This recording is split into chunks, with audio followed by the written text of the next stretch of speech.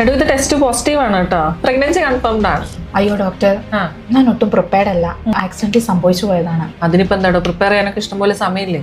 അതല്ല ഡോക്ടറെ, പ്രസവ സമയത്തുള്ള വേദനയെല്ലാം ആലോചിക്കുമ്പോൾ അതെന്നെ കൊണ്ട് പറ്റുമെന്ന് തോന്നുന്നില്ല. എടോ ഇത് പഴയ കാലം പോലെയൊന്നല്ല. ഇപ്പൊ പെയിൻലെസ് ഡെലിവറി അഥവാ എപ്പിഡ്യൂറൽ അനാൽജീസിയ ഇതുപോലുള്ള ഓപ്ഷൻസ് ഒക്കെ ഇപ്പൊ ഉണ്ട്. ഇതുപോലെ പ്രഗ്നൻസി കൺഫേം ചെയ്യുമ്പോൾ മിക്ക ആളുകളുടെയും ഒരു പേടിയാണ് ലേബർ പെയിൻ എന്നത്. ഇന്ന് പെയിൻ കുറച്ച് ഡെലിവറി നടത്താനുള്ള ഏറ്റവും നല്ല മാർഗമാണ് എപ്പിഡ്യൂറൽ അനാൽജീസിയ അഥവാ പെയിൻലെസ് ഡെലിവറി. അതായത് പ്രസവവേദന തുടങ്ങുമ്പോൾ ഗർഭിണിയുടെ നട്ടെല്ലിന് താഴെയുള്ള ഭാഗത്ത് ഒരു ചെറിയ ട്യൂബിലൂടെ മരുന്ന് നൽകുന്ന ഒരു രീതിയാണിത്. ഇതിന്റെ ഗുണങ്ങൾ എന്തൊക്കെയാണെന്ന് വെച്ചാൽ, പ്രസവ സമയത്ത് ഉണ്ടാകുന്ന കഠിനമായ വേദന ഗർഭിണിക്ക് അനുഭവപ്പെടില്ല.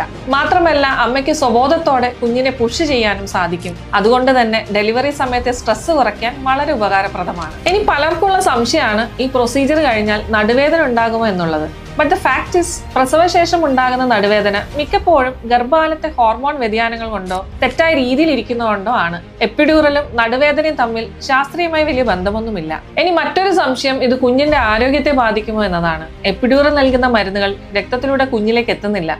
അതുകൊണ്ട് തന്നെ ഇത് കുഞ്ഞിന് പൂർണ്ണമായും സുരക്ഷിതമാണ്. ഇനി നിങ്ങൾ അറിഞ്ഞിരിക്കേണ്ട കാര്യം, എല്ലാ ഗർഭിണികൾക്കും എപ്പിഡ്യൂറൽ നൽകാൻ സാധിക്കണമെന്നില്ല. നിങ്ങളുടെ ആരോഗ്യസ്ഥിതിയും മെഡിക്കൽ ഹിസ്റ്ററിയും പരിശോധിച്ച് നിങ്ങളുടെ ഗൈനക്കോളജിസ്റ്റും അനസ്തെറ്റിസ്റ്റുമാണ് ഇത് തീരുമാനിക്കുന്നത്. ഈ വീഡിയോ ഇൻഫോർമേറ്റീവായി തോന്നുകയാണെങ്കിൽ ഇത് യൂസ്ഫുൾ ആവുന്നവർക്ക് ഷെയർ ചെയ്ത് കൊടുത്തോളൂ.